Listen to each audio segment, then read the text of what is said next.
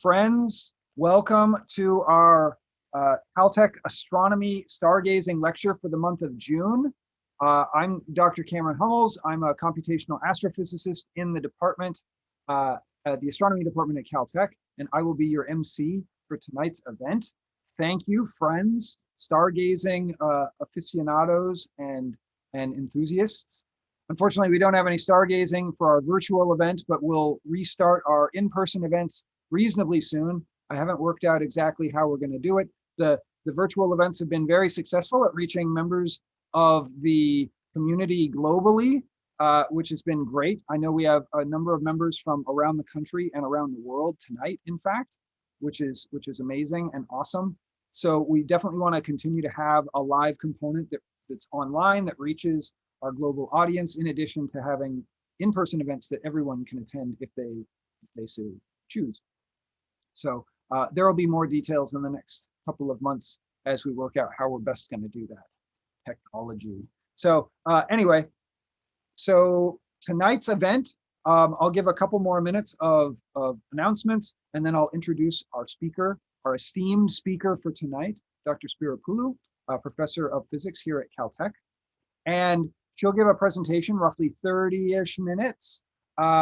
And then we will immediately go into a Q&A panel consisting of Professor Spiropulu, myself, and two other members of the Department of Astrophysics at Caltech, Rainier Janssen, who is a postdoc in the department, and Mia de los Reyes, who is an advanced kind of star PhD candidate in the department.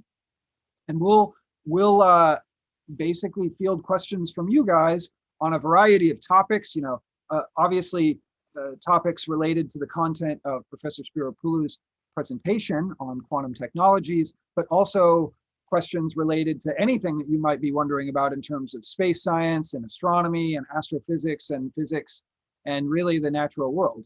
We'll do our best to discuss it and give our best answers. So yeah, so start thinking about what you want to ask. And of course, you can ask them either in the Facebook live chat or the YouTube live chat, and we'll keep track of them. You can ask them either during the presentation or during the Q&A, and we'll put them aside and try and respond to all of them directly. This is our June event, but we have these events once a month on a Friday night, like tonight. And I haven't worked out who's going to be for July and August and so on and so forth, but fear not, they will be posted on our website as well as on the YouTube channel in the next few weeks. In addition, we have a sister series of events called Astronomy on Tap, which is a little bit less formal than the stargazing lectures that you're about to watch. Astronomy on Tap traditionally got held in a bar, so it has a drinking aspect to it. There's pub trivia, and there are two 15-minute presentations on astronomical or space science topics given by researchers, either here at Caltech or since we're doing it virtually, we've had people from all across the country who've been giving presentations.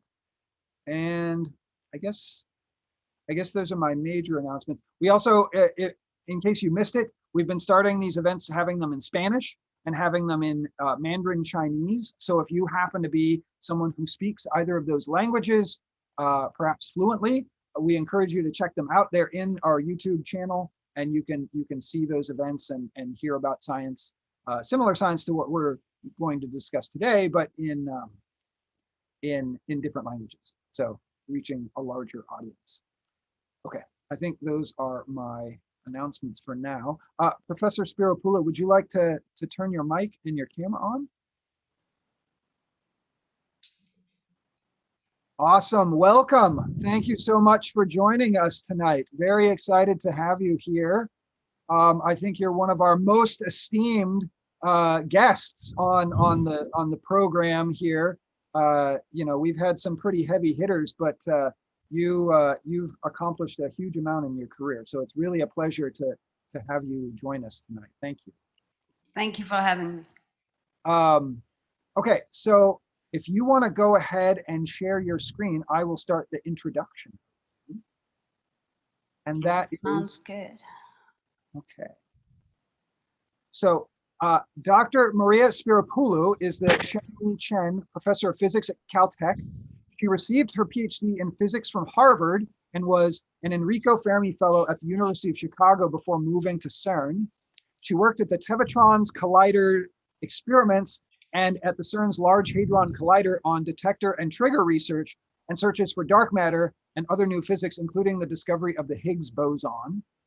Since 2013, she has been exploring and applying artificial intelligence and quantum AI to accelerate discovery in high energy physics and other domains. And in 2017, she founded at Caltech the Intelligent Quantum Networks and Technologies research program, focusing on intersections between quantum networks and high energy physics.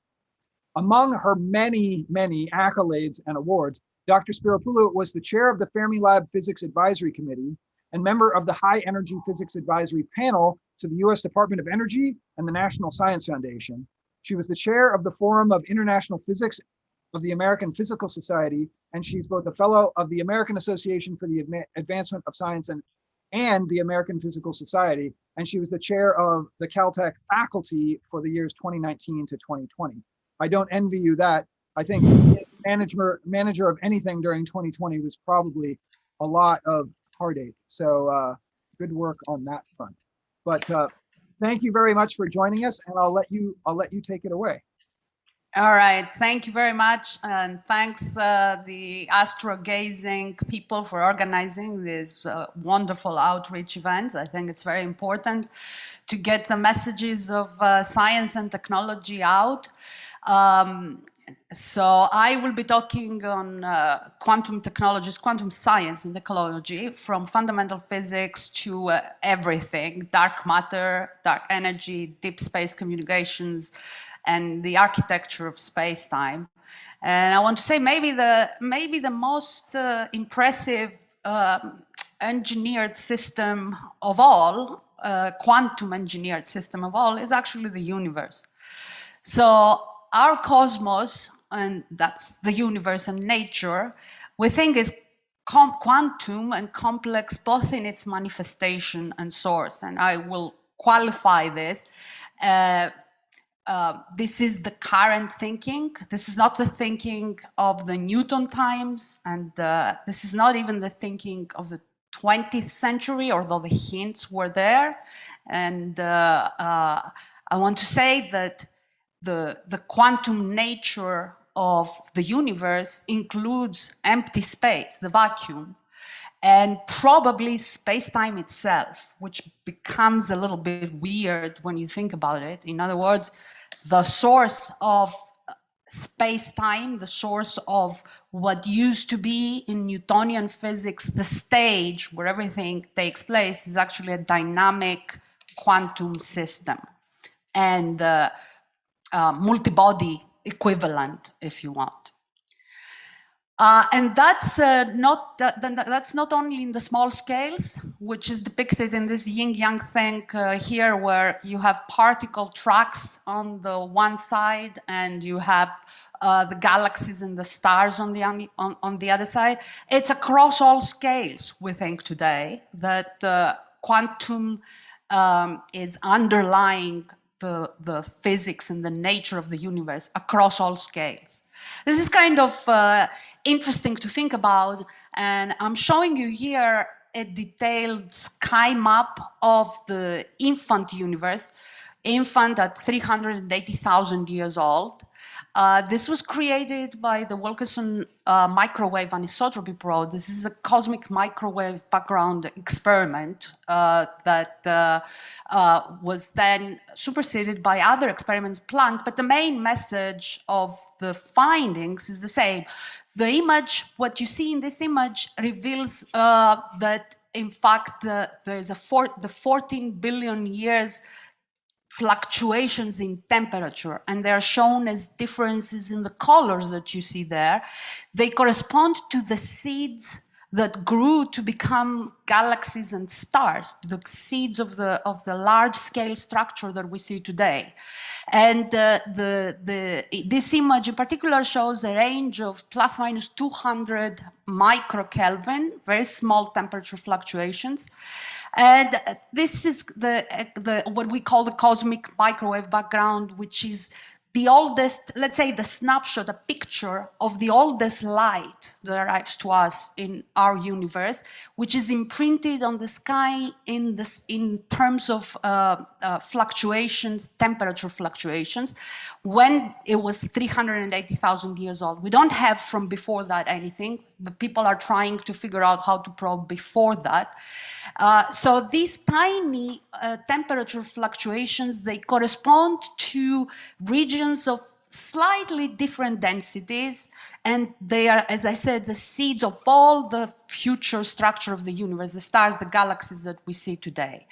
They have been measured in detail, and they are what we would expect from if small thermal fluctuations that are generated by quantum fluctuations of matter, if you put it in a very tiny space. And for those of you who have heard the theory of Big Bang, not the show, the actual theory of Big Bang, this is what the theory is. Those quantum fluctuations expand to the size of the observable universe that we see today, which is what this image is showing. Now, I want to say that WMAP was kind of scooped earlier by the boomerang experiment, which was the balloon observation of millimetric extragalactic radiation and geophysics. Why I'm giving you the boomerang is because it was the chair of the department of Caltech that was the head of this experiment, and it was a pretty big, spectacular discovery, the measurement of the cosmic microwave background, even before MAP. You see the fluctuations there were with not the same resolution as WMAP, but the main thing of the physics and the understanding of nature was the point of that. So now if we want to do the life of the universe, if we want to talk about the life of the universe and its progression, we come 14 billion years, which is today, from whatever the theorists are telling us is time zero, and I'm an experimentalist, so time zero and things that are not measurable, I don't know what they are. There's a lot of theories there, but I wanted to say that the materialization of the universe, when there was what we call the electroweak phase transition, a transition of the universe from being immaterial to being material, happened at the time when the Higgs boson field propelled itself, and that was 10 to the minus 11 seconds after this zero, which is the Big Bang. A lot of people are asking what was before zero, and it's even discussed in the late night shows by various people who are physics superstars on the TV. But I want to make a point that the experimental probing of the universe at this moment comes for its materialization with this Higgs boson that we discovered at CERN in 2012. And after that, we've got various epochs of how the universe evolves until we have the actual modern universe that we see here. And all of that is taking the evolution of the universe, we think, is the 14 billion years. So what do I want to show next about the vacuum of the universe and the electroweak phase transition, or the electroweak symmetry breaking, is when we have the quantum vacuum propelling producing the Higgs with the symmetry breaking with some physical mechanism. But when we talk about the quantum vacuum, if we look at it, it's not vacuum really. That animation is showing you a computer simulation of empty space. That doesn't look empty to anyone. It looks like, instead of being devoid of everything, it looks like there is a froth. And in fact, this is a quantum phenomenon. That's why we call it the quantum vacuum. And it's driven by the uncertainty, the Heisenberg uncertainty relation. That means that the quantum field cannot stand still. And there is always, it froths and boils, and it's, let's say, bubbling a soup of particles and antiparticles constantly being created and destroyed or annihilated. So we have measured, in fact, the energy of a cubic centimeter of empty space, and it's calculated to be to a trillionth of an erg, or something like 0.6 eV, something like in the order of tiny neutrino masses. But the understanding of what is this mysterious force that in empty space is not understood. We call it dark energy, and it fills the vacuum of empty space, and it's the cause of why the universe is accelerating while it is expanding, which is the state of the universe today.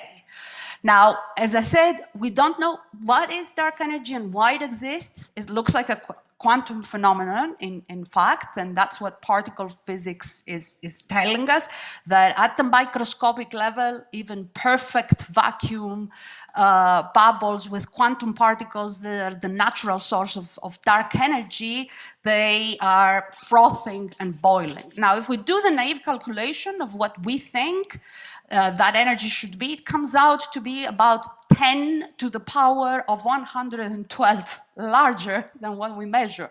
So something we've got there that we need to fix, and we need to understand better in order to understand how the, let's say, the engine of the accelerated expansion of the universe is happening. And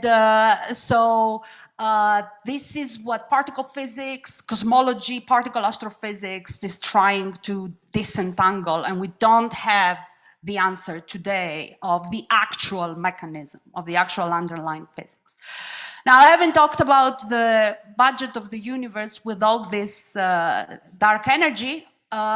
We have another part of the universe. The dark energy is this big blue part of the pie. If we make the budget of the whole energy budget, mass energy budget of the universe, we have a bunch of the budget being dark energy that we don't understand what it is. It is the space-time vacuum energy that is being created at all times because the universe is expanding in an accelerated form. Now we've got a bunch of light blue stuff, which is we call dark matter. We also don't know what it is, and I will show you in a moment how we understand dark matter today and how we have measured it. We know its existence, we infer its existence, but we don't know its nature. It is possible because the way we are observing it is through gravitational effect in the cosmos. It is possible that it is also quantum, and the way we have been thinking about it is that it is a particle in particle physics, but it is possible that it is some other quantum, there is some other quantum origin for dark matter. And then there's this little percentage of the useful stuff, of the pearls of the universe, which is ourselves, the stars, the galaxies, everything we observe through the forces of nature, which is that little percentage there that is the stars, the neutrinos, heavy elements, hydrogen, etc. But the biggest part of the universe, in principle, we observe, we measure, but we don't understand what it is. The part that we observe and measure and we understand what it is this little 4% or less. This is an old pie, so the numbers are changing a little bit on the percentages of the budget of the universe. So here is what we think about how when we observe galaxies, what is the composition of galaxies. So we think that every galaxy has stars, has gas, has dust, has a black hole in the middle, and also has a dark matter. And this is how first dark matter was observed, because if it wasn't there, the stars would fly out. So it was the virial theorem. It was again, it was Caltech, Zwicky, in fact, 70, 80 years ago, that calculated with the virial theorem, and then Vera Rubin also with the observation of the velocities of the stars in the galaxy. And so that's how the idea of the construct of matter plus black hole, which we think black hole is where quantum physics in the universe is the gravity there. We think it is quantum sourced, and then dark matter, which is the scaffolding of where matter goes and sits on. So we have no understanding of the nature of dark matter. We know it's there, and we know it's there how? We know it's there because, well, here is the galaxy, stars, gas, dust, and black hole, and dark matter. This is from the rotation of the stars and galaxies, what we expect and what we observe. So we know gravitationally that dark matter is there, but then the observations that we have are all sort of large-scale observations of dark matter. And just to show what, for example, gravity is allowing us, how gravity is allowing us to see dark matter is that if dark matter is behind a huge gravitational object in the skies, we see the distortion as if there was a lens. So for example, in this picture here and in this picture here, if you put a lens, you see this distortion. So there's gravitational lensing and micro lensing that is showing you this kind of images around stars from behind, because there is a lens, a gravitational lens in front of it, and this is how dark matter exhibits itself, because it distorts the light that comes, gravitationally distorts the light that comes from the normal, from the stars. We also have other observations like collisions of galaxies and so on, where there is part of the matter that doesn't collide, and we think that that is the part of dark matter. And there's a lot of simulations. But if you will go back and look at the universe, it looks like there is this web, this network, if you want, of nodes that they are bright here, for example, and these are the stars and the galaxies. And then there is this scaffolding along where dark matter and normal matter exist. This is why we think that dark matter is kind of the scaffolding of the normal matter of the universe. And when we're talking about quantum ideas about dark matter, that we think that maybe there is what we call long-range quantum entanglement, that are filaments of dark matter. The way we think about it in some analogy is like if you imagine the universe being a solid and you have defects, and those defects correlating the space could be the dark matter. This is not what we have yet in the books, in the textbooks. In the textbooks, the absolute best explanation of dark matter is that it is an elementary particle. But the way we're searching for it at this moment, we have not found it as a particle. And what we are doing is we're expanding the way we're searching dark matter for different kinds of particle mass. And here is again how quantum precision is coming in play in detecting dark matter, even if it is a very, very faint, very light particle. You have heard the results from the LHC. We are looking at dark matter particles at the same level as the proton, or maybe 100 times the proton, or maybe 1,000 times the proton. But when we are going below what is called the 1 GeV level, we are getting into challenges of how to detect very, very light dark matter if it is a particle. So this is a little bit of a technical slide, but just to give you the ranges of which kind of dark matter we can have. People have theorized that they can be very massive objects in sky, and this has been more or less excluded. They have imagined that maybe black holes is dark matter. That's also excluded, not fully, but it is mostly excluded. This is the unitarity bound that you see here. This is according to both theory and experiment, not only theory. This is where the LHC is, between the GeV and the TeV. We may be able to explore with the LHC even lower dark matter particles being produced directly at the LHC within some of the many kinds of particle physics models. And in the past 10 years, every line here is many orders of magnitude going below. in terms of the mass of what could be dark matter. And for these kind of dark matter searches, we need quantum technology. We need quantum sensing. So let me just now go back to say a couple of words on quantum sensing and quantum technologies. When I was a graduate student, we didn't have quantum engineering, we didn't have quantum sensing, and we didn't have quantum technologies. Quantum was mostly the understanding of the atom and the understanding of the subatomic levels in the atom, but we didn't have a way to use to measure precisely energy, time, or other quantities to the level that we can have quantum sensing abilities or quantum metrology at a very, very precise level. When you arrive at very precise metrology, beyond with what we have with classical, with the apparatuses, with the technology, with the engineering systems that we had in the 20th century, then you go into the quantum realm, and you can use this to sense, and you can use the properties of quantum science, like entanglement and superposition, which were most of the 20th century debated as, let's say,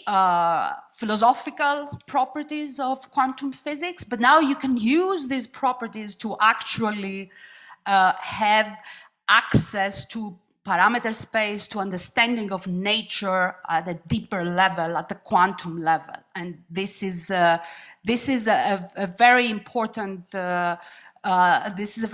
development in the 21st century, although all the ideas have been developed over the 20th century, and I will get into that in a minute. So here we are, 20th century physics. Now, if you heat gases in glass tubes and use a prism, what you see is these pencil sharp light stripes. What is happening there is when an atom heats, heating is energy, the electrons move from one energy state or orbit to another. This is what was called by Bohr as a quantum leap. These sharp stripes are quantum leaps of electrons in different wavelengths here, because different energy levels, they move from one energy level to another, and different energy levels will give you different frequencies because of the different energy, so you get the different colors. So what happens is that the electron moves from one place to another. We call it orbit in the Bohr orbit model. And why we call it quantum leap? We call it quantum leap because it moves from one to another without traversing any space in between. So it disappears from one orbit and it appears in another orbit. So we have discrete, that's why we have discrete specific orbits that electrons occupy.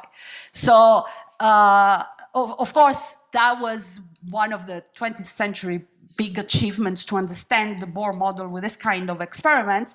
And what this is telling you is that the electron is neither here, is either here actually or there, but not in between. So that's why we use the quantum leap. Well, now, beyond the quantum leap was just the beginning. There was more to come. Specifically, this is the very much debated particle-wave duality. Is it a particle or is it a wave? That has been torturing physics in the beginning of the 20th century.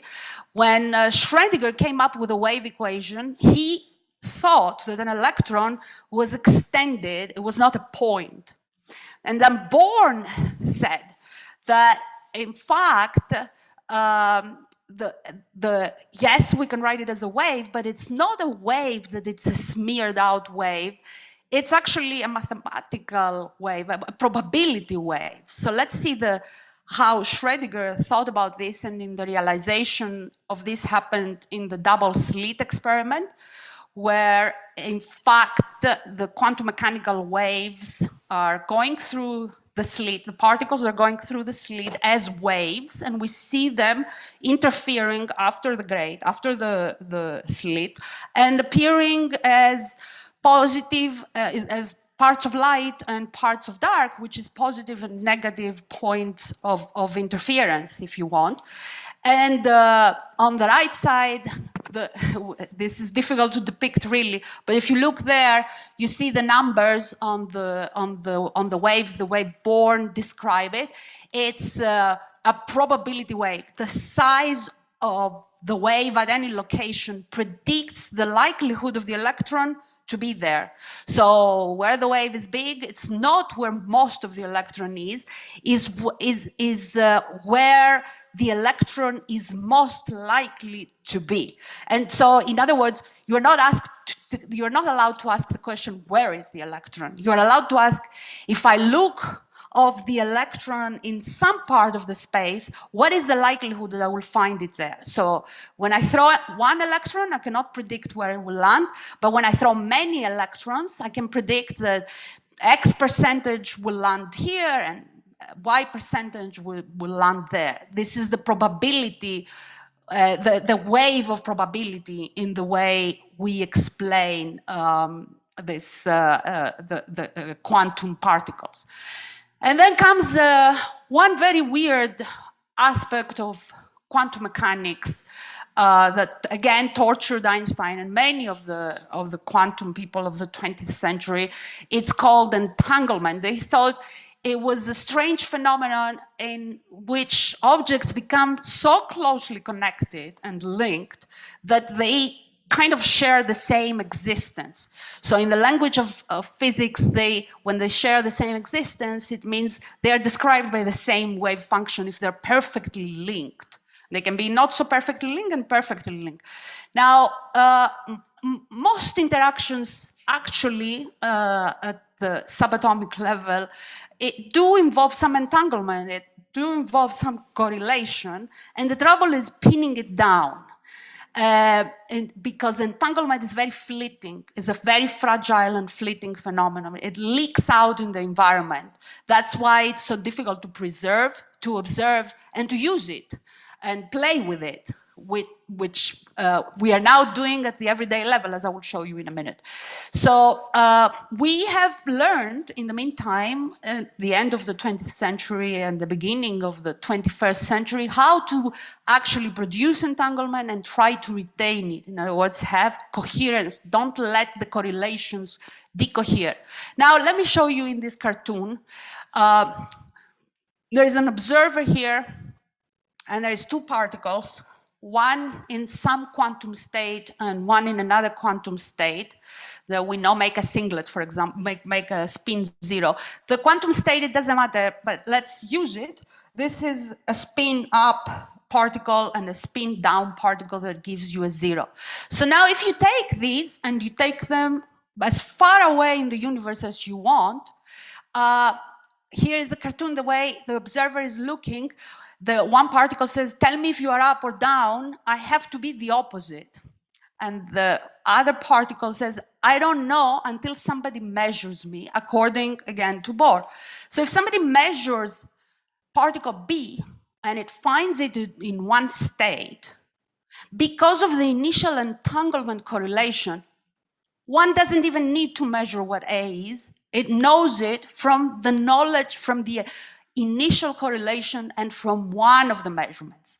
We can measure it, of course, in order to verify. That's a very weird thing. You see here, the one particle says, don't get too far away. Your signal can't exceed the speed of light, according to according to Einstein.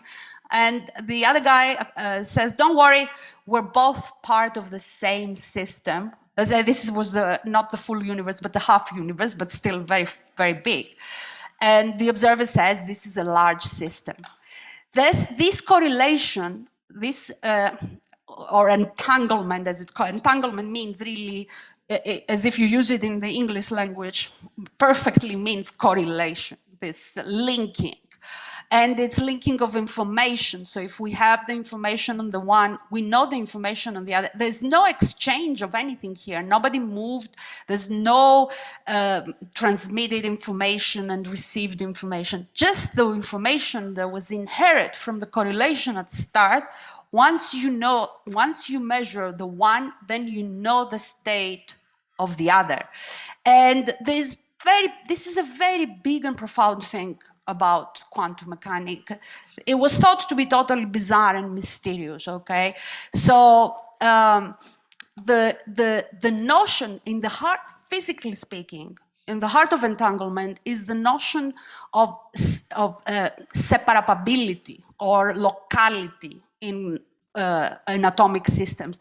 Quantum mechanics is telling you that there is no separation of the observer and the observed.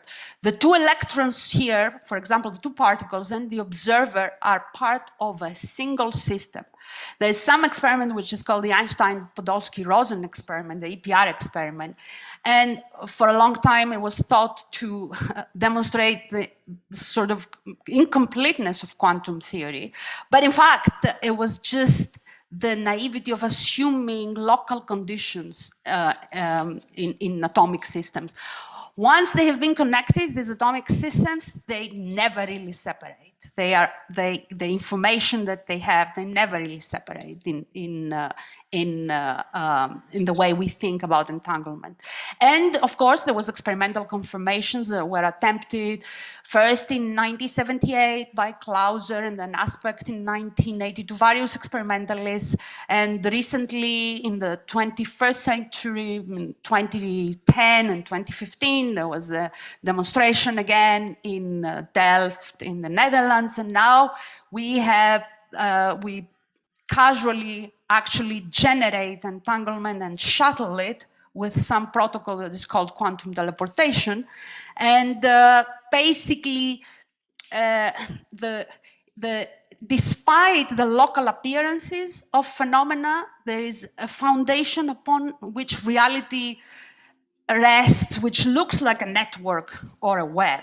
And we're going to come back into that towards the end of this presentation.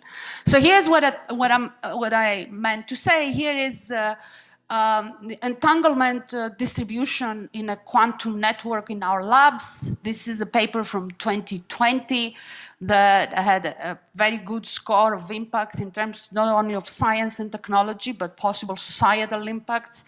And it's teleportation systems towards a quantum internet. This is a student, Samantha, in the lab, and she's explaining the fidelity, how good the teleportation fidelity is. And just let me say, I think this is the only slide where I have some equations, but it's kind of difficult to explain this better, I think. But so there is a transmitter and a receiver in quantum teleportation, and the transmitter and the receiver share entangled qubits. So they share quantum information, particles, could be light, could be, in this case, it's light, that they are entangled. In other words, they were produced to be correlated. And here the equations of these are in different states. That there is how we represent the entanglement. So the T gets the input qubit, the input quantum information, the input particle, or photon, makes measurement on what is a joint state of the input quantum information particle and the part of the entangled one that the receiver has. Then the measurement results are two actual normal bits, classical bits, two pieces of classical information, which are sent to the receiver through a classical channel, and then we have one transformation at the receiver that yields through the entanglement, it gets the information to the receiver. So this is what quantum teleportation, there were many experiments, in fact, at Caltech 20 years ago that Jeff Kimball made. And this is how quantum teleportation works. I mean, you're going to see in a little video that I will show you that people use quantum teleportation for beam me up Scotty, but this is the actual way it works. So when we talk about network elements, quantum network elements, we talk about quantum information generators, so information generation of quantum states, quantum information processors or quantum processors. These are called nodes, and they can be various platforms of, it can be atoms, ions, superconducting qubits. Then we have photodetectors to detect quantum information. We have various media, just like in the normal network, fibers or free space, and various switches for the control layers on how the information is routed and switched to different places. And then we have amplifiers in the quantum language, we call them quantum repeaters, memories, etc., quantum memories, etc. So the teleportation, we call it is the quantum wiring between this kind of remote gates and nodes, and it requires good entanglement sources and importantly, advanced single photon detectors. So this is a bunch of pictures of, we have built two quantum networks at Fermilab and Caltech. The F and the C is Fermilab and Caltech. The Caltech quantum network is serving as a testbed for commissioning of various devices, quantum devices, edge devices, and all the data acquisition systems, all the monitoring. And it was important that we build sort of a network that operates at all times, quantum network that operates at all times, not just one day science experiment for the paper. So we had to build very good classical synchronization channel systems for the quantum channel and data acquisition and monitoring, a lot of the kind of work that we do in high energy physics for our big experiments that run 24/7, the collider experiments. What I'm showing you in this picture is from a pamphlet that went to the White House at some point, and it's called The Promise of Quantum Information Science. And it describes a little bit the connections between this kind of work and fundamental physics, how elements of the photodetectors, for example, that we are using can be used for the detection of dark matter, can be used in telescopes for detection of faint signals, can be used for space communications, and so on. And again, you see here is the lab at Caltech. If you ever come here post-COVID, you can come and take a look when we are fully open. Since I mentioned here the photodetectors, I wanted to give a shout out to the astronomers and the cosmologists. They have been developing this, in fact, at JPL and NIST for quite a long time. National Institute of Standards. In fact, superconducting qubits for quantum computers that you hear, or quantum annealers that you hear in the newspapers every day, they were first developed at the premise of them developed at NIST, and then tested, and very much so at the JPL, because they were used for fundamental physics. They were used initially for cosmology, and now they're being used for dark matter detection.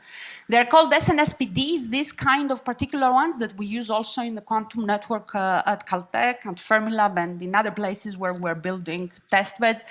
And they're called superconducting nanowire single photon detectors. They are a super example of quantum engineering, a quantum device, a quantum sensor. And they're used for quantum information science, which broadly includes quantum optics, includes quantum computing, distributed quantum computing, various platforms of quantum computing, for example, ion quantum computing, and so on.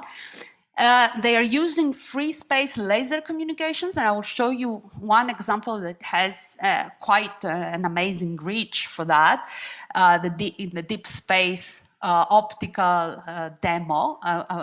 This is the Psyche mission. I will show you in a bit. I was impressed when I learned about that a few years ago. And of course, they're used in physics and astronomy, as I said, for dark matter searches, for various astronomical explorations, be it exoplanet atmospheres and exoplanet transient spectroscopy, as it's called here, as well as transients and so on and so forth, various applications. Here, the applications that we're not mentioning is, if you manage to scale this up and make it even smaller, you might be able to do biomedical imaging and this kind of medical applications, which possibly can be even faster than all the other applications, quantum computing or quantum networking, okay? Here is the thing that I was very impressed when I found out from my JPL colleagues, the NASA colleagues. There's this deep space optical communication mission, it's called DSOC. And this is demonstration of optical communication from deep space. This is up to 2.7 astronomical units. I want to remind you that Mars is like 1.5 or something. So farther away than Mars, to have communications at the deep space at decent rates, you need this kind of detectors. You need to equip the telescopes on the ground with this kind of detectors and have some sort of a laser on the space station, on the spacecraft, in order to propagate information. And this is operating at the near quantum level. As the single photon detectors are extremely important at the telescopes in order to have these communications. There's other things that JPL and NASA have been doing, sending atomic clocks in space, which is like a it's a GPS-less kind of navigation system using atomic quantum clocks in space, and many other space applications. In fact, NASA is very interested from fundamental physics to actual communications in space to use these quantum technologies. Now, I just want to remind everyone that our chips on our computers and your iPhones and your Samsung phones and everything you are using today, your tablets, your devices, all of these are based on the transistors, and in fact now it's billions of them in a small chip. So the premise of the transistor is quantum. It doesn't require quantum entanglement. So when we're going into quantum technologies of the 21st century, we are using some more properties of quantum in order to take advantage of them. And well, there's no lecture from a Caltech professor without having Feynman. He envisioned all this, including at the quantum measurement at the quantum level, quantum computers, the parallelization that you can do in terms of superposition of states and doing processing with massive computation provided by nature, provided by the quantum nature, the quantum physics was envisioned, in fact, by Feynman. All right, so my last thing that I want to mention, oh my God, have I gone too fast? Or too slow? Too slow. There is space-time hacking and the connection with gravity. So this was a paper a few years ago, which was called The Quantum Source of Space-Time. And I will just show you a little bit of an animation here. It's on Nature and people can read it. But it shows the way we are thinking about space-time as a curved space-time, where there is a lot of mass. It's the curved space-time grid. Then it goes deep into that when we are exploring the nature of space-time at the quantum level, that in fact we find some sort of what they are calling their tensor networks, or some sort of a quantum networking where now space-time is represented in some sort of a geometric matter. And it is, and if you go deeper into that, it's entanglement in the heart of it. So if you click of one of these particles, you would measure the other. So this is, if we arrive to the point that the physics of entanglement is giving us a probe on the origin of space-time, this is very big.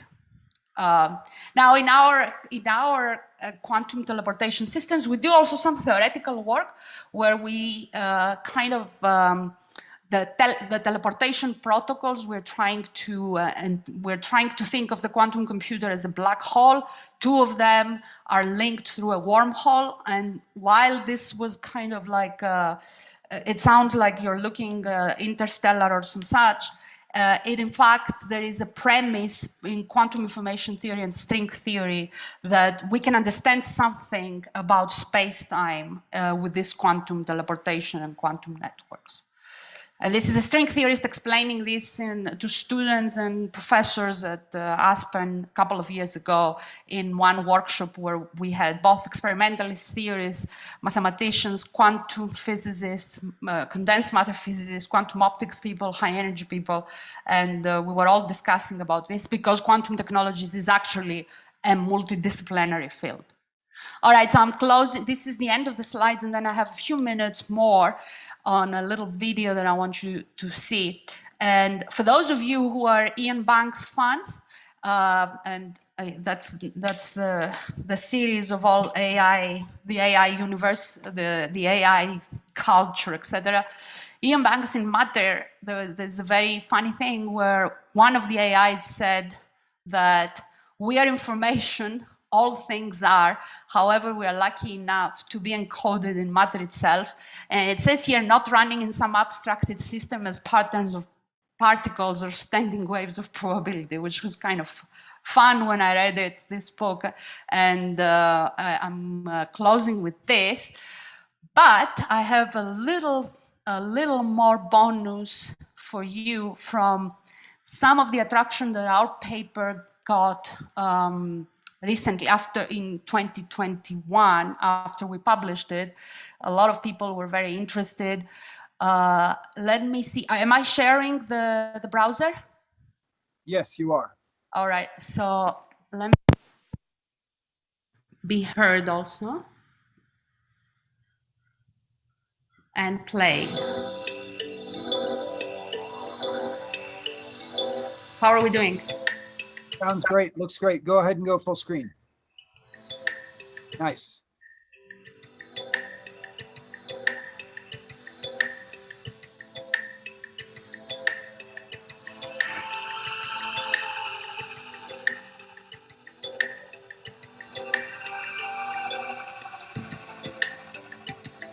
It's quite amazing to me that actually sci-fi is capturing so much earlier and is using nomenclature that then we adopt in science. We could name teleportation something else. I mean, we know teleportation from Star Trek, right? Beam me up, Scotty. That's not what we are doing here. All right, you mutinous, disloyal, computerized half-breed. We'll see about you deserting my ship.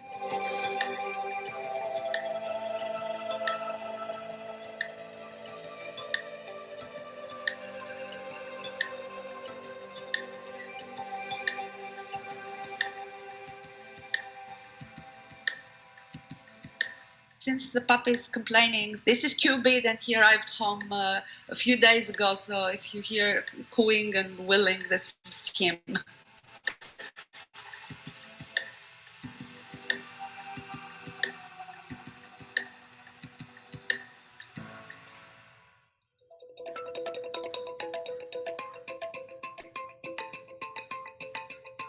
With quantum teleportation and networks of quantum devices, we can achieve progress both in scientific exploration, in matters of fundamental physics, but also we can develop the so-called quantum internet, which is being seen as an application that would ensure much more secure communications than the normal internet that we have now.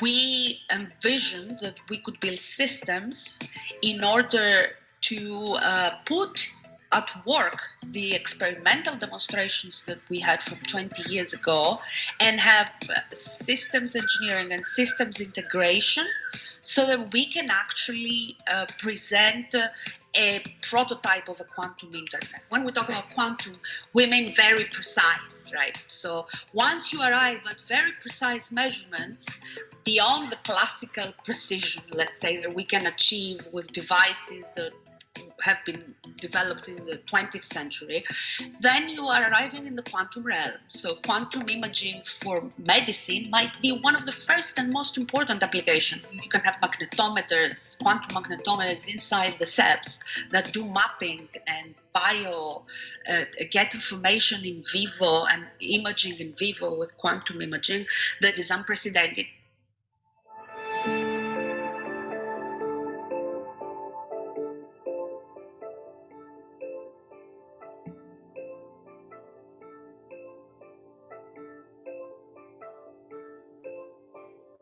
And it will be a revolution, but adiabatically, you will start using it without even knowing it. I mean, you're not going to have a quantum computer on your desk, but maybe when you log in on your bank, there would be some quantum encryption system so that there's no intercepts and nobody can get your information. But first we have to build quantum computers. In other words, there is a direct path of thinking, well, computers today, they have so many transistors in a small chip that now we are reaching at the atomic level or the quantum level of how we build them. And the power is huge that they consume. And so you have to find other ways to do computation. So that's a straightforward argument of an application that you can map from the past on how we're going to use all these quantum systems in the future.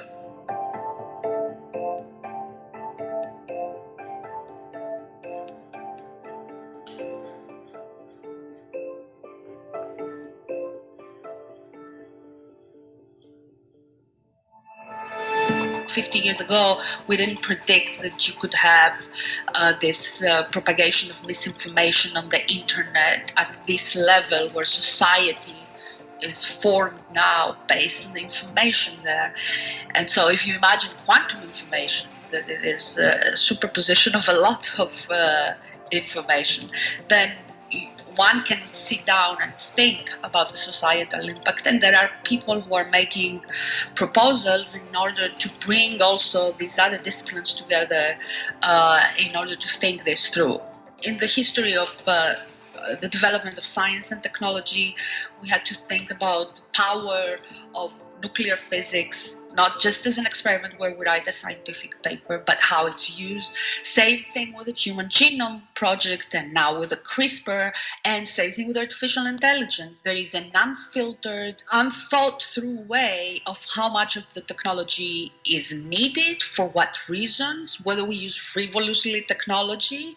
In other words, if I want to have an AI and call a drone to bring me a cup of coffee, is this something that we really need, or is this frivolous use of a lot of tools that we have developed with science and technology? And as we are in the 21st century, after the incredible renaissance of science and technology of the 20th century, considering all the human civilization and how we developed, I think it's important to think through the impact on humanity so that we don't proceed on paths that can bring us in trouble, and every step of the way we take it for granted that it should be that way.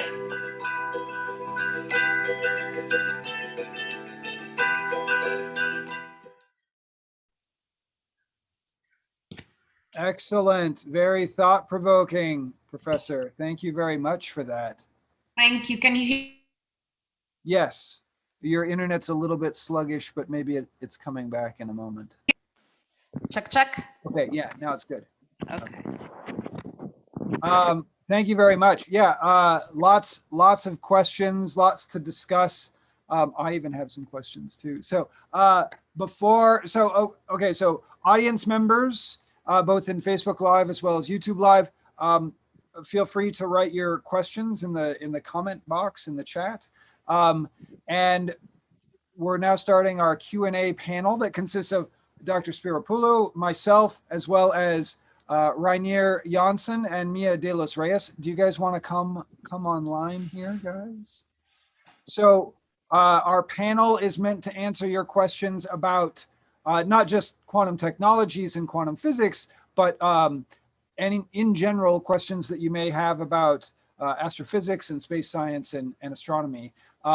So just to give you a heads up of the background and the specialties of our other panelists, Mia, would you like to introduce yourself and give a quick summary of what you work on?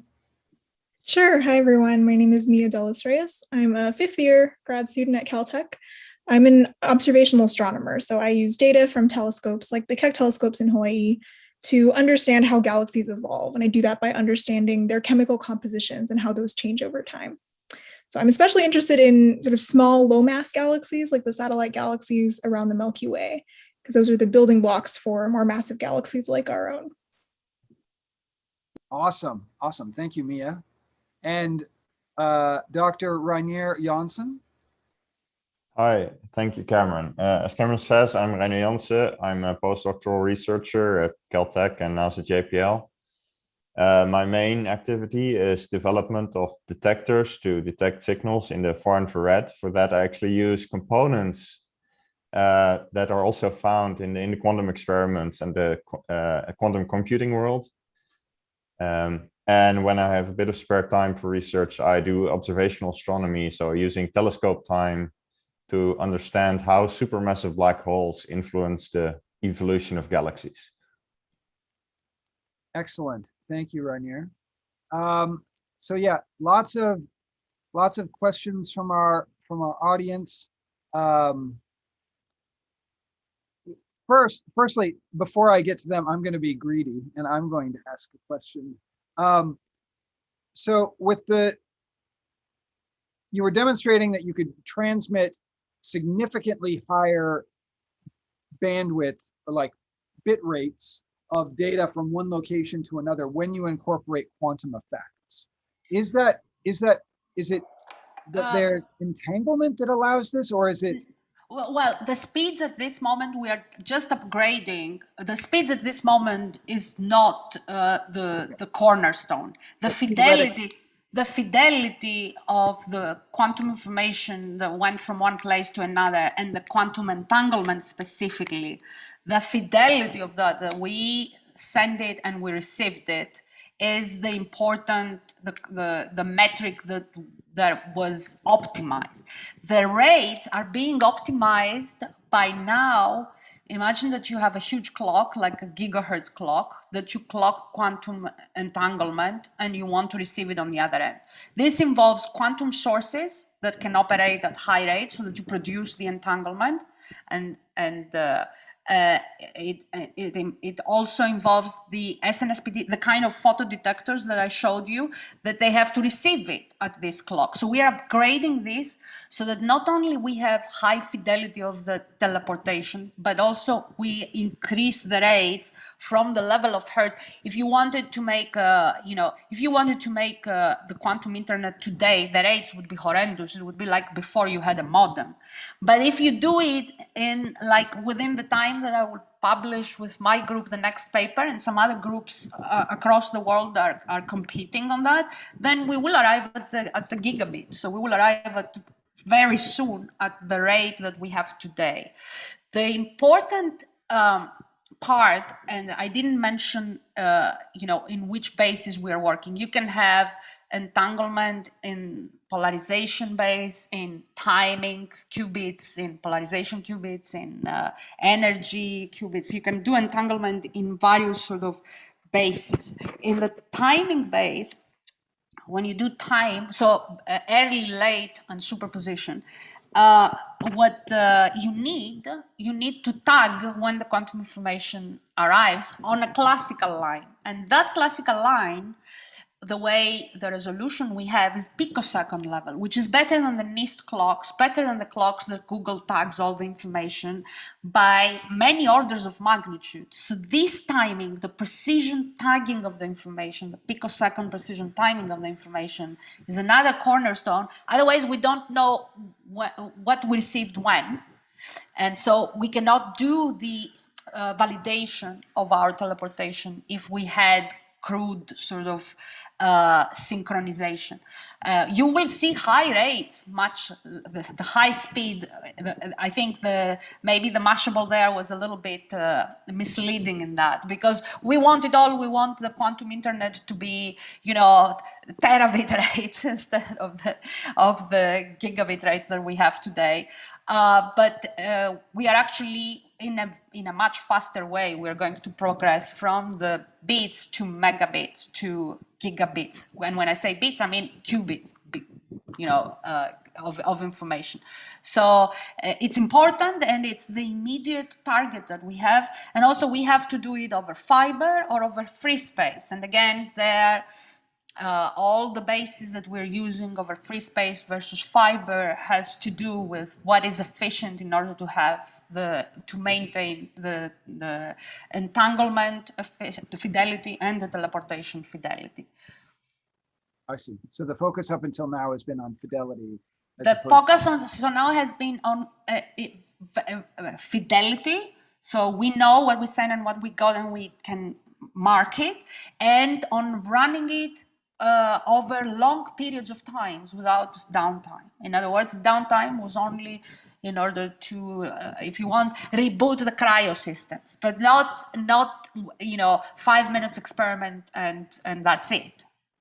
So it's over weeks of time, then small downtime, then other weeks of time, and that was the systems engineering aspect of this work that came from high energy. We kind of like transferred the technology that we know from high energy physics, where we run, the LHC, we run it every 25 nanoseconds, 24/7. We collide billions of particles. We take the information, we reconstruct them. So the systems that we have in order to do that, and specifically for the data acquisition, the real-time monitoring, the AIs that we have to do real data acquisition, we took all of that from high energy physics and we, let's say, ported it to quantum optics, if you want, and then we got all the technology from JPL, and NIST for the detectors. So that's why, in the lab, there's all sorts of different people that are working and they're learning from each other. And we have found that everybody is excited to learn the other person's expertise. And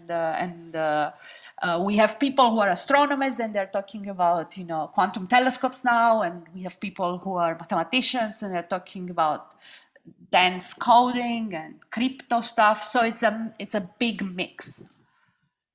Okay. So there's a question that's related to this whole topic.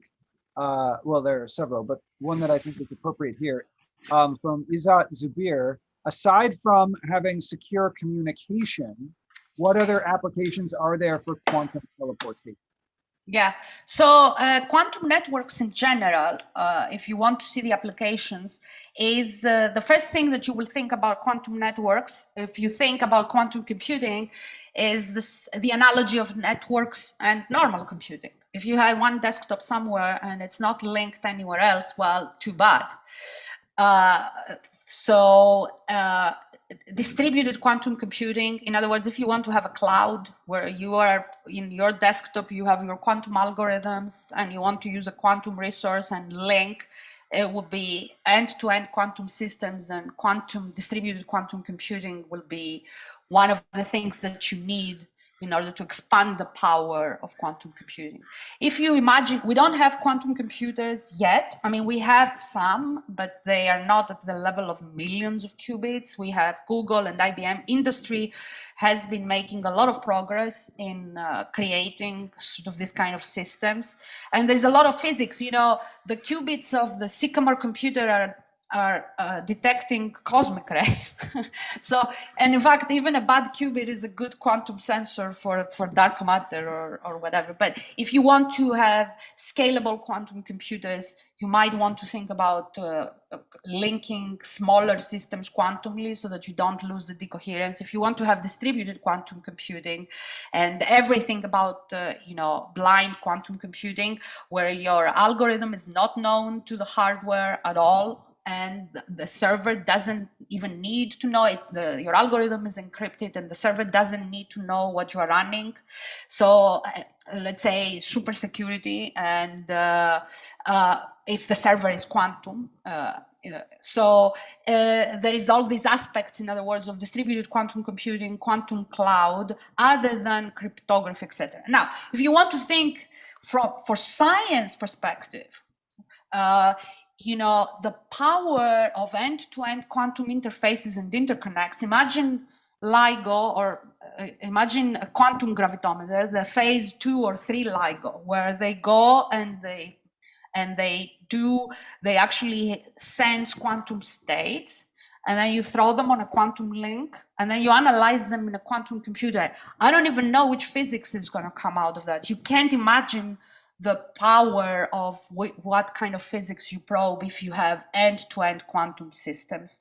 And that is by actually using the power of superposition and entanglement. Similarly, I think if we imagine quantum RAMs, for example, and quantum databases, in order to do the most powerful AIs with quantum algorithms, you would have to have quantum links so that you minimize, so that you do actually have the exponential advantage from the way we advertise the exponential advantage of quantum computing and quantum algorithms at the same time.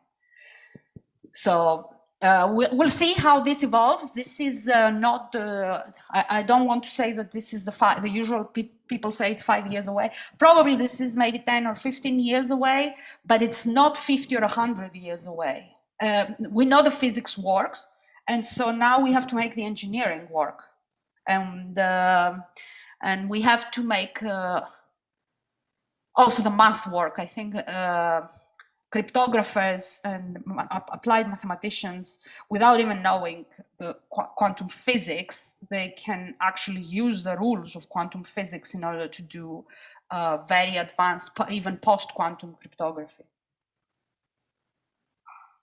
Yeah, quantum cryptography sounds very interesting. But question from Celsa Canedo: how appropriate is the word quantum being used in science and technology industries? At times, it seems like the word quantum is basically used in the same way that organic is, just that it's thrown in there to get more hype. So yeah, yes, the answer is yes. It is, the field of quantum is overhyped by a factor, a large factor, I would say, but that's okay, because this used to be the case of the hype in 3D printing. There was so much hype before it became, and in all new technologies. The question is that at some point we have to catch up with deliverable and content before the hype comes and bite us in our rear. So there is some correlation there. The hype right now is both the excitement for applications, be it economic, financial, medical, and so on. I mean, there is some surveys actually, and there is NIST together with the White House. They have developed something which is called the Quantum Economic Consortium, the Quantum Economic Development Consortium, QEDC, that has startup industries, other industries, and some of the labs and academics in order to try and set the standards. I mean, we don't even have the standards. So talk about hype. I mean, the hype is there and we don't even have the standards in order to create all of that. So we are at the research level in reality, but industry has gone, in terms of quantum computing, has gone ahead and produces systems consistently and persistently, maybe not at the scale that we need them to have the applications we actually, that will be practical, but they are doing research as well. And it's very admirable that we arrived here. If you think that quantum mechanics started in the beginning of the previous century, right? It's 120 years really. And in the past 20 years, we have gone exponentially faster, but the problem we're trying to solve is also exponentially more difficult than the problems of the tubes that I showed you or the double slit experiment. So we kind of have to, everything that we see in the news, we have to take it with a grain of salt. And usually the question that I get from people is, what happens if you have the qubit coin instead of the cryptocurrency? What happens if you have quantum cryptocurrency? And the answer is, well, somebody should make a company that you buy quantum crypto as an insurance for when it breaks the crypto. But I don't want to say anything more than that, and please don't tweet anything of that sort, because I will get threats. So this is, again, another personal injection here of a question, but what is the highest number of qubits that a quantum computer has thus far been successful? I know IBM has a machine that you can access. Yeah, there's IBM. IBM just announced that they will have 1,000 qubits next year. Google has a processor, the Sycamore processor, with over 100 qubits. The first ones were like 8, 10, 12, etc. And there is the difference between the physical qubits and the logical qubits that have to do with how they are connected and have to do with disentanglement and preserving the coherence. So there are optical computing companies that they say they will have millions of qubits very soon. So we kind of have to wait and see. The ones that we access on the web, I think the latest IBM Q was 3040. The latest Sycamore, where there was the mathematical exercise that it beats the classical calculation, was 100 and something, something like that. And the future is again exponentially building systems with more and more qubits. Yeah, I see. But we've now reached a point where we have a large enough machine, whether it's 100 or upcoming 1,000 qubits, that it can outperform classical. Yeah, this was in the news. I mean, the problem they solved is admittedly a contrived mathematical problem, but yes, it outperformed the classical calculation. It was in the news everywhere, and now there will be more such supremacy sort of demonstrations, what we call supremacy demonstration. That's also a little bit of a hype and a contrived thing. I mean, it's good to have a physical or an actual problem solved, and at this moment we don't have an actual problem solved because we have supercomputers, we have Summit, and we have all the supercomputing centers and the HPC. This is fine to solve the problems that we want to solve. If you want to simulate a black hole or the universe end to end, from the Hubble scale to the Planck scale, well, tough. You can't do it with a classical computer. That's where Feynman comes. If you want to simulate a quantum system, you need a quantum simulator, not a classical computer. Yeah, that makes sense. There were a couple of questions. One that seemed potentially appropriate for Rainier, and that is SNSPD. Dennis Wang asks, SNSPD, could someone say more about how these work? So an SNSPD is basically a single photon detector. So what you have is a very narrow wire made from a material that goes superconducting. And a superconducting wire, the property of superconducting materials is that below a certain temperature, current can flow there without resistance. So current can flow through the wire without resistance. However, now if we have a photon coming in that hits this very narrow wire, that temporarily heats up part of the wire. And as a result, that spot becomes hot. It actually becomes hotter than this transition temperature, and that part of the wire becomes non-superconducting. That transition to suddenly from no resistance to resistance, we can measure that. So we hear a click, as it were, from this single photon. And then as the wire cools again, it goes back below the transition, we go back to zero resistance. So in effect, we just hear the wire heat up temporarily, goes click, and then it slowly cools down again. And that's how these SNSPDs work in basic. Sure. And maybe I can jump on it and say that this is exactly a perfect description. And superconductivity is a quantum phenomenon. This phase transition that Rainer just described is a quantum phenomenon. But these SNSPDs that were developed at JPL, they're super duper SNSPDs. You can call them really teeny tiny quantum precision thermometers. They are sensitive right now, the ones that JPL has developed, and again with NIST, they are sensitive to 0.1 eV photons. And I told you that the empty space is some small eV number, and those detectors can go so sensitive, fraction 10% of an eV. This is hugely sensitivity in terms of how they measure the temperature or the energy of very faint energies they can measure. And also they don't have dark counts, and they have very good timing resolution. This is why we're using them in the network. They can go in picoseconds. So we are really grateful to JPL, because their engineering capacities are just unbelievable in terms of optimizing all metrics in order to make the detectors that we needed for these detectors. And now we can use them in other applications. We can use them in the optical deep space communication. We can use them for exoplanets. We can use them for biomedical stuff, probably, if we make arrays of them. We can use them. My students have a proposal. They want to use them now for various dark matter experiments, and they have done studies for exoplanets. It's like a whole sort of industry of applications that one could use such precision detection. Is there, because you have to wait for the cooling back of the wire down to the superconducting level, is there a intrinsic like time? 3 picosecond. Oh, really? Oh, yes.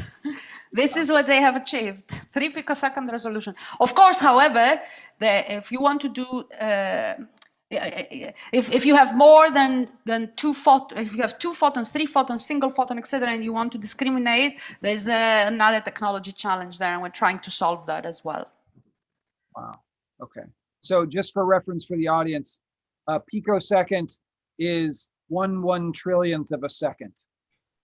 So not very long. Very fast. That's pretty amazing. Okay. Wow. This is like my nephew was asking me this, and I said it's like Flash. It's like the comic Flash. Absolutely.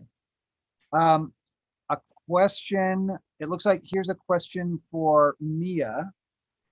Is it possible to identify the remnants of dwarf galaxies that have been absorbed into larger galaxies? And if yes, for how long? How long can we see those remnants? Yeah, that's a great question. So short answer is yes. We do detect these all the time. We especially detect them in the Milky Way, which is the easiest for us to observe. And you can actually see these in some images where the streams have been highlighted for the naked eye. So if you look up the SDSS field of streams, someone has taken this beautiful all-sky image and actually pointed out where all of the stellar streams, some of the stellar streams that we've observed are located. And so these stellar streams are the debris of dwarf galaxies that come in and start to get assimilated into the halo of stars around our Milky Way. And so we can actually see these streams as like overdensities in the halo. So in the Milky Way, these are quite easy to see. We can see them for quite a long time because they take, on the order of billions of years to fully assimilate into the Milky Way halo. And maybe the oldest evidence that we have of a dwarf or a low mass galaxy interacting with the Milky Way is, so there's this thing, it has a really horrible name. There's this thing called the Gaia Enceladus sausage, because multiple groups sort of discovered it independently, and one person named it the sausage, another person named it Enceladus, and so now we all have to call it the Gaia Enceladus sausage, or GES for short. And so this thing, we don't actually detect it as streams. What we see is that there are certain clumps of stars in the galaxy that seem to have different chemical and dynamic properties than the rest of the stars in the galaxy, the stars that were born in the Milky Way. And so we've more or less inferred that these came from a galaxy that merged with the Milky Way on the order of 8 to 11 billion years ago. So that's maybe the oldest evidence that we can see in our galaxy. Our galaxy is the easiest to observe. So we've seen some evidence of these streams in local galaxies like Andromeda, which is sort of our neighbor large galaxy. But if you try to move farther away, this is still sort of an open area of research, looking for stellar streams in other systems and seeing, is the Milky Way really unique in that it has so many streams, or is there something special about the way the streams have formed in the Milky Way? So that's still an ongoing question, I think a really good one. We have discovered some streams, but not really enough to tell us how special the Milky Way might be. I hope that made sense. I realize I rambled a lot there. No, I think that was great. I think that's a very good explanation. Okay, another kind of galaxy-esque question to ask, because I know, Mia, you may have to leave CAD early. So I'll ask the galaxy question from Amina Musa. What are your thoughts on the giant arc of galaxies discovered earlier this month? Have you read about this? I saw that question and had to look up what the heck they were talking about, because I've been kind of not paying attention as much in the last couple of weeks I was traveling. Are you? Yeah, I also actually missed this particular press release, but I did look it up. And so for context, the giant arc of galaxies was pretty recently announced at the big astronomy meeting in the US that happens every year. And so the giant arc seems to be a very large structure of galaxies that it's very big. So we know that these structures of galaxies exist. That's nothing really new. We've known for quite a long time that the matter in the universe, as we saw in the talk today, is not uniform. So because of the early quantum fluctuations in the cosmic microwave background, that led to the development of really massive structures in the galaxy. And so, and in fact, some of our simulations are able to show that there's sort of what we call a cosmic web. So there are these filamentary structures that stretch across the universe. And within the filaments, that's where most of the matter in the universe lives. And so that's where galaxies form. And so seeing these structures is not particularly new. The sort of exciting thing about this giant arc is that it's very big. It's sort of much bigger than we expect, because we expect that over very large scales, the universe is mostly homogeneous. It looks the same mostly everywhere. And so the existence of these really large scale structures is kind of weird. So we've started to see more and more of these. And seeing, a few of them that's totally fine. The universe is huge, things happen. But as we start to see more and more of these, there's a question of maybe this principle of the cosmological principle, this idea that the universe looks the same in every direction. Maybe that's not actually true. This particular discovery, my understanding is that they didn't reach a 5 sigma detection, and 5 sigma is in many cases sort of the magic number in statistics that you use to say that something is, a trustworthy detection. I think people are doing follow-up analyses now, and so I'm excited to see what they find. But my understanding is it would also be nice to have another group, maybe independently, do a different analysis and see what they find. Okay, cool. Thank you, Mia. It sounds like Professor Spiropulu, you need to sign off, and Mia also needs to sign off. Is that correct? Yes, I need to sign off. I send you some comments on a couple of very good questions that I saw with regards to entanglement, connection, and entropy. In fact, we have entanglement, entropy, and string theorists are looking very much into the microscopics. And I want to say that statistical mechanics, in fact, and quantum is very close together in quantum information science. We're trying to turn the language to each other, and the problem of detecting entangled states or quantum states from the Big Bang itself, this is very, very important. One of the polarization ways to do that is the bicep experiment that would take us before the Higgs sort of kind of correlations. And beyond that, if we consider the nature of space-time being quantum, like I described before, with defects and so on and so forth, we might be able, with quantum interferometry and such experiments, if you can imagine quantum gravitometry, to probe if there is fluctuations from what general relativity is telling us. And so if we find more defects in space-time, the way we think from classical relativity. Very good questions, very nuanced.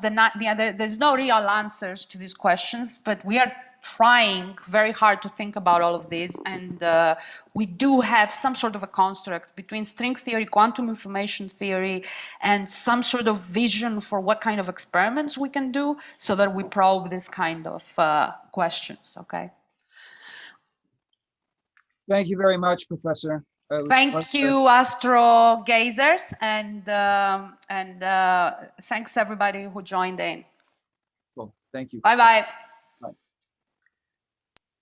Okay, we will continue to try and answer your questions. We may not be as nuanced in our responses to quantum effects as our previous guest, since, I mean, we all took quantum mechanics courses, but we're not actively doing research. I guess, Rainier, I mean, you're more familiar with some of the applications given the research you're doing with detectors, but I'm more familiar with some of the parts of the applications and the hardware indeed. As Maria and Professor mentioned, superconductivity is what basically also detectors I'm working with are based around, is a quantum phenomena which we're using. So. And Mia, I don't know. I don't personally work on quantum stuff. I don't know if you have any applications of it in your work. I do not, but that's okay. We'll get through this. Yeah. Teamwork makes the dream work. Yeah. I mean, you're an observational astronomer, right? So you only study quanta, photons. That's true. I guess I guess on a very basic level, a lot of the telescopes that I use require detecting individual photons. So yes, in a very real sense, I do study quanta. Let's see.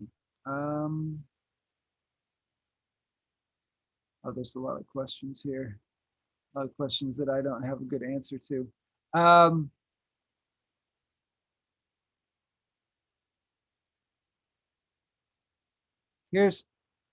Here's a good one that perhaps we can make an impact on. Given how weird and counterintuitive quantum physics is, what drove the move towards quantum physics? Like, why did we go in the direction of the crazy thing instead of the thing that we, you know, the classical physics, things in the absence of these weird quantum effects? You guys have anything that you want to say about this? I have some things to say. My gut reaction is you're asking people who are about 40 to 50 years too young. But my understanding is basically, as long as we did not apply the quantum stuff, you basically run into problems that are unsolvable with our classical understanding. The prime example of that, which we come across in astronomy a lot, is the black body radiation. So everything in the universe, if it has a temperature, it radiates energy. And that can be described with what we call the Planck black body curve. And without quantum mechanics, that, I don't remember if it's the blue or the red catastrophe, but then the prediction is that in one of the two directions, it basically explodes. And the amount of energy coming from a black body would be infinite. And that is not the case. That's right. I think I recall it. Is that the UV catastrophe? That's what I think of as the UV catastrophe. But yeah, the ultraviolet catastrophe, which I remember because I think it would make a great band name. Yeah. So putting that out there if anyone wants to start a band. Indeed, indeed. Yeah, I think that's an excellent response. And I think I would agree and just say there are things that don't work unless you embrace a quantum mechanical understanding of the universe on microscopic scales. And yeah, the classical description just fails, and you end up with a number of these different catastrophes. And thus far, I believe that alongside relativity, quantum mechanics is one of the most well-tested and consistently showing, you know, these same results as relativity. So like we test it, and our theory for how things are behaving holds up to those new observations extremely well. It's not that we necessarily understand why the quantum mechanical systems behave the way they do, but we have a descriptive theory for what's happening. But then there's all the different philosophical underpinnings of the multi-world or multi-universe explanation of quantum mechanics, or some of these other explanations for why it's behaving that way. But which isn't to say that in another 50 years we could be running into another catastrophe and concluding that there's a layer below quantum mechanics that we don't understand yet. Indeed, and that's how science is done. Yeah. You have a theory that fits the observations and the experimental data that you have at one point in time, and if at some point you come up with an experiment or an observation that breaks your current theory, then you either try and patch up that theory, or you throw the theory out and try and embrace something that is more you know, explanative. I don't know if that's a word. I'm tired. I'm jet lagged. Okay, let's see. Other questions.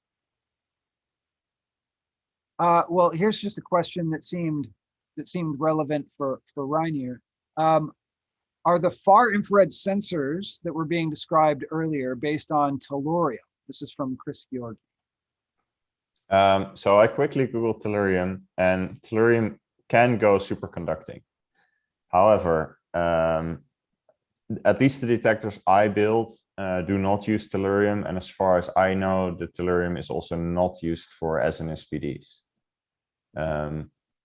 But I would say theoretically, maybe yes, they could be built, but probably tellurium does not have favorable properties to get the performance that we need for our experiments. Okay, and so is that one of the main constraints on these systems, is the ability to cool them to cryogenic temperatures in order to have the superconductors work the way they should? The main constraint is that you want a superconducting material which has certain favorable properties. For example, one limitation for the detectors I work with is that the temperature at which your superconducting material goes superconducting is effectively also the energy scale on which you can detect a photon. So for example, aluminium goes superconducting at 1 Kelvin, so 1 degree above absolute zero. And that translates into it can detect a photon of 100 gigahertz approximately. So that's a very far infrared. But it also means that in order to get the detection performance that you want to be about 1/10 of that temperature, cool it to about 1/10 of that temperature. So then you're speaking about 100 millikelvin, or That's 1/10 of a Kelvin above absolute minimum. Really cold. Yes, and that's also what all these quantum experiments do.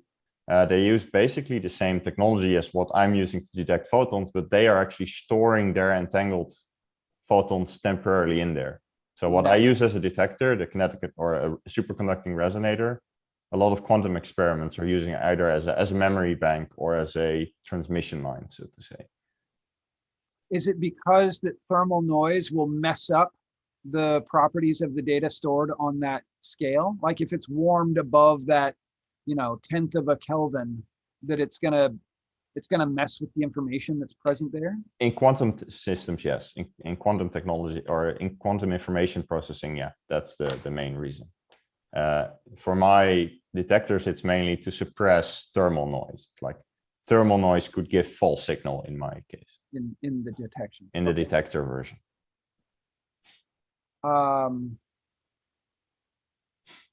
Okay. A question from Roger.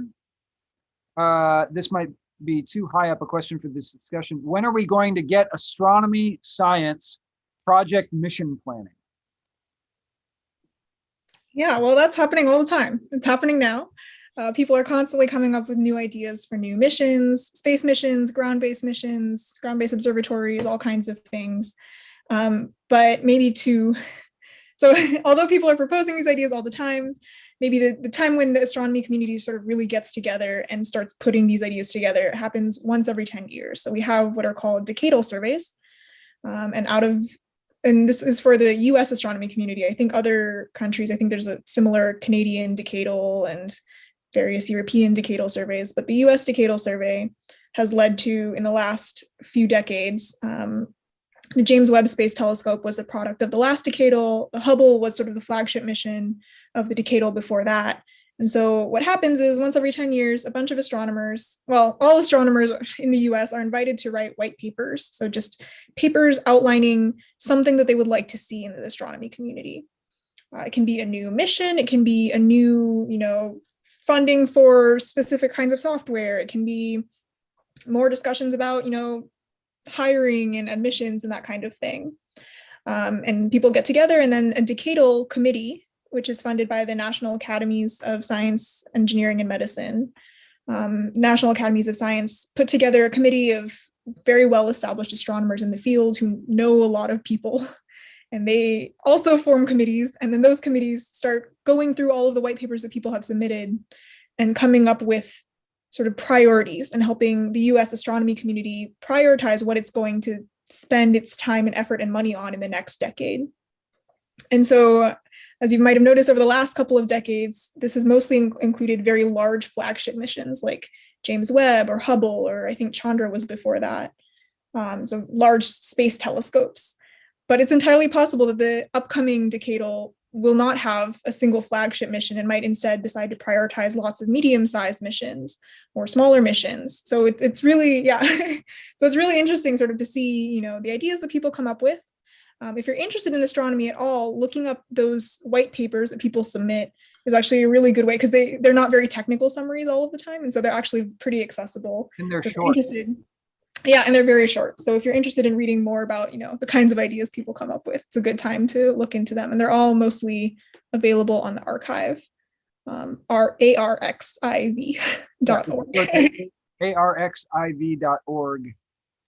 That basically, it's a preprint server that allows you to access basically all the papers that people are submitting to the community, whether they're scientific papers or these white papers, which are kind of like non-technical science papers that Mia was describing. But that's a great place to look for.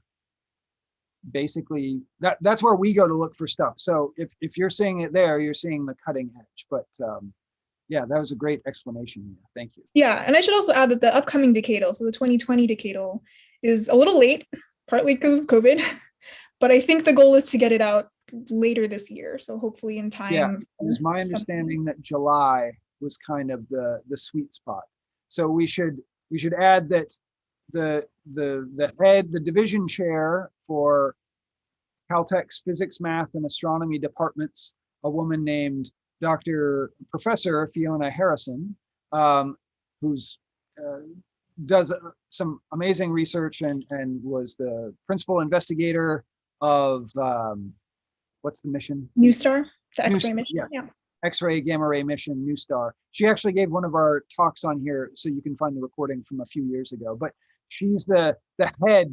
She's the chair of the decadal survey this year. And I don't envy her having all of that on her plate, trying to deal with all of this stuff. But she's one of the people organizing all these different committees that Mia was discussing of all of this. So yeah, next month I think is the month when everything comes out. We'll find out the news. So anyway, okay, let's see. Quantum effects involve very tiny masses. Ananda Ganguly asks this. Quantum effects involve very tiny masses. How can they be responsible for hugely massive structures in the universe, like what Professor Spiropulu was demonstrating with, in terms of the cosmic microwave background and, you know, these things that are on the scales of clusters of galaxies or galaxies and larger. Mia, do you wanna? Yeah, sure. I guess I can do that on a very high level. And if you or Rainier want to step in at any point. Yeah, so at a very high level, these very initial early quantum fluctuations that we saw, for instance, in the CMB map, where you see like very, very tiny fluctuations in the overall temperature and density of the universe.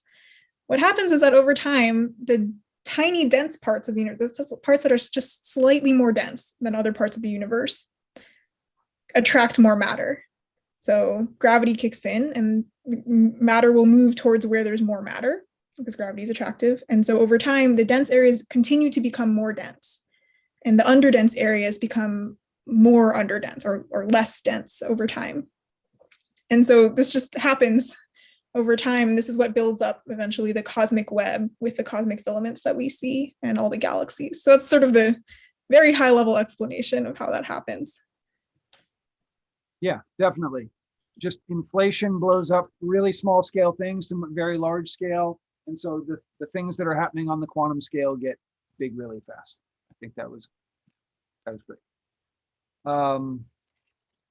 Let's see. Would quantum entanglement, Gary Noreen asks this, would quantum entanglement enable instantaneous communications over very large distances? An example, would instantaneous monitoring and control of a Mars rover from Earth be possible? It seems to me, you know, Dr. Spiropulu was describing, you know, when you have entanglement, say those two electrons, one that has a spin flip this direction and the other is spin oriented counter to that, and you haven't yet observed them and you separate them by this vast distance, let's say this distance is, as she described, half the radius of the observable universe. It isn't so much that information is transmitted. When you observe this one, you automatically know that this one is in the opposite state. It isn't necessarily that information is transmitted over that distance.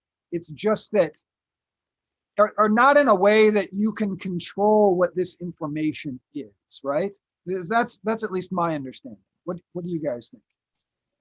I think that you, at least from my understanding, is that you are hitting the nail on the head in the sense that you're pointing at the most difficult problem in doing this.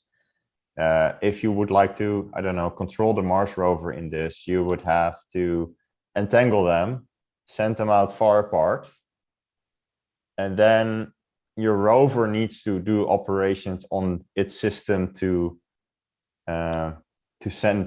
even send back information to us, and we need to do operations to send it to the rover. And I'm actually wondering, at least now, in what stage in that process, as you measure, you collapse this quantum state. And I don't remember how well that entanglement remains. So, and my understanding it is that either through that mechanism or to just decoherence, over time, you will basically lose your communication between Earth and the Mars rover. And that could be rather quick. Yeah, it seems challenging. Yeah. Also, as I said, for now, I'm not aware of any quantum system which is not cooled to very low temperatures, as I previously described, which means you need to not only send enormous amounts of hardware on your Mars rover, but also a fridge which goes to a few degrees above the absolute zero, which is not only an enormous amount of weight, but that, yeah, also more mechanical complexity. Thank you, Reinhard. That was a more deft explanation than I was able to achieve there. I appreciate it. Well, there is a question in the audience that I am sure that I can address, and that was, how was my trip to Iceland? And I can address that very well. So I spent the last 2 weeks in Iceland. going to the volcano. There's a volcano erupting there, in case you didn't know, and it's awesome to go see a volcano that's erupting. And I brought back lava that I got from the volcano as it erupted, and I'm going to show a cool video because I'm going to do it. Of me collecting the lava. All right, can you guys see this? Yes. Okay, sweet. Check this out. Yes, lava. Oh, so sweet. So I was just using a rock hammer the geologist carries, which is stainless steel. So it heats up, but it doesn't like melt unless it's hanging out in the lava for a long time. And scooping up chunks of lava and immediately putting it into a stainless steel bucket full of water, so it cools conductively through the water and causes it to boil. Anyway, that's what these chunks are from. This is from a lava flow. You can see like olivine and stuff in there, crystals. Anyway, it was super cool. You guys have got to go check out this volcano that's erupting. It's not related to my science. I was just going to say, is this part of a scientific endeavor or? No, it's just part of me being fascinated with hot rocks. But it was pretty sweet. So go check it out. Anyway, sorry for a little side description there. See if there are any other relevant questions that we can address without the presence of our speaker. Otherwise, we're getting really close to the end, and I know a couple of us need to roll on to other things. This one? Yeah, if you have one, by all means, hit it up. Oh yeah, that's a great one. Suhei Vallej, I'm sure I butchered that. I apologize, sir or ma'am. Why are neutron stars so dense? Why are they so dense? What do you guys think? I mean, I can go ahead. I say that's a fine one for you. Okay. So, well, first of all, there are a couple of really good talks on this. In fact, we had one last month. Amruta Zaudand gave a presentation about pulsars and neutron stars. So pulsars are just rotating neutron stars. They have very strong magnetic fields, so it acts kind of like a rotating lighthouse, the magnetic field and its alignment and how it's sending out a beam of photons out that we're able to detect here. But either way, neutron stars are formed from high mass stars where they reach a stage in their evolution where their cores become very, very dense, and they essentially reach a stage where they lose the outer part of the stellar system, and you're left with a core that basically implodes. And the thing that prevents it from collapsing all the way down to a black hole, which is mathematically speaking an infinitesimal point in space of infinite density, that's a black hole. But the neutron star doesn't achieve that kind of collapse. It holds off. The thing that prevents it from collapsing any further is a quantum effect, the degeneracy pressure of how close together neutrons can be. So there were a lot of things alluded to in Dr. Spiropulu's presentation that may not be obvious to everyone. She mentioned something called the Heisenberg uncertainty principle, which many of you may have heard of. What kind of goes along with the Heisenberg uncertainty principle is something called the Pauli exclusion principle, these fancy terms. But effectively what that means is certain types of particles, like protons or electrons or neutrons, are referred to as fermions. It's just a fancy term. And what it means is they can't get so close together that they occupy the same quantum state. And when I say the same quantum state, I mean they have the same momentum and they have the same position. So what that means is you can't cram things together into an infinitesimal point. Well, except for a black hole. Let's ignore the black hole state, but you can't cram two neutrons together so closely that they have like the same velocity, the same speed, and the same position, because there's this quantum effect that kind of prevents them from doing so. And what that means is it's kind of applying a pressure which is preventing things from collapsing. Because otherwise, under their own gravity, they would collapse down. Gravity is an attractive force that's pulling things together. So if gravity gets its way, everything pulls down to a point. But this kind of provides a pressure which puffs it up. And that's effectively what's happening for these neutron stars, is the neutrons want to collapse down onto this very small state from gravity, but they're held up by this effect. And what it means is neutron stars are basically like a big nucleus. They're so dense that the protons and the neutrons and so on and so forth are so close together in that state that it's much like the density of a nucleus of an atom. And that is incredibly dense. You know, people describe it as like a teaspoon of this material would weigh the equivalent of like a city or something enormous, something much larger than a teaspoon of any other substance would weigh. And so it has a number of strange properties because of this extreme density at which it occupies.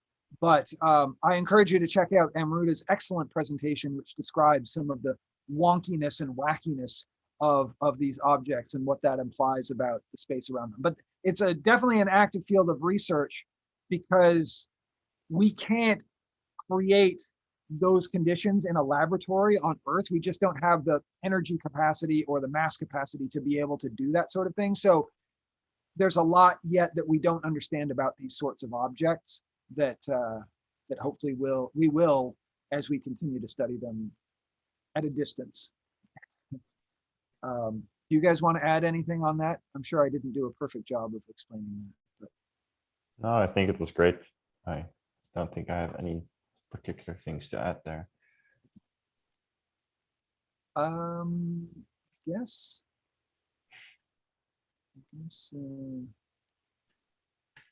I guess that may be it. We're kind of at the end of our rope here and the end of the evening, but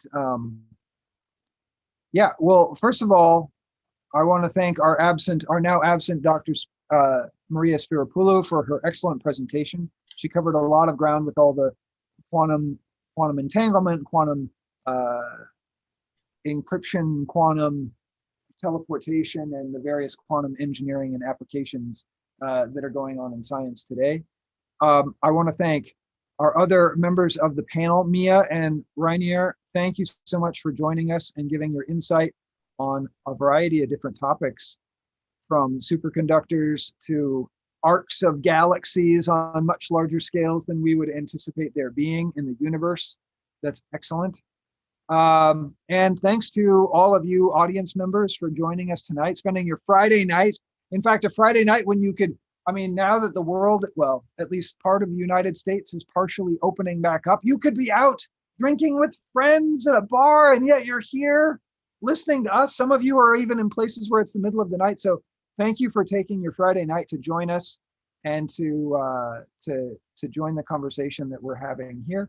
I will post information about our next events. They'll be in the next, I think the next Astronomy on Tap is like July 19th or so. And then probably our next lecture, I don't have the speaker yet, so probably late July. But well, I'll put the information online as we have it. And we'll try and restart in-person events at some point soon, but we'll continue to have these virtual events as well, because I think it's important to have these. So we'll have some balance of the two. But thanks everybody for joining us, and have a wonderful rest of your Friday evening.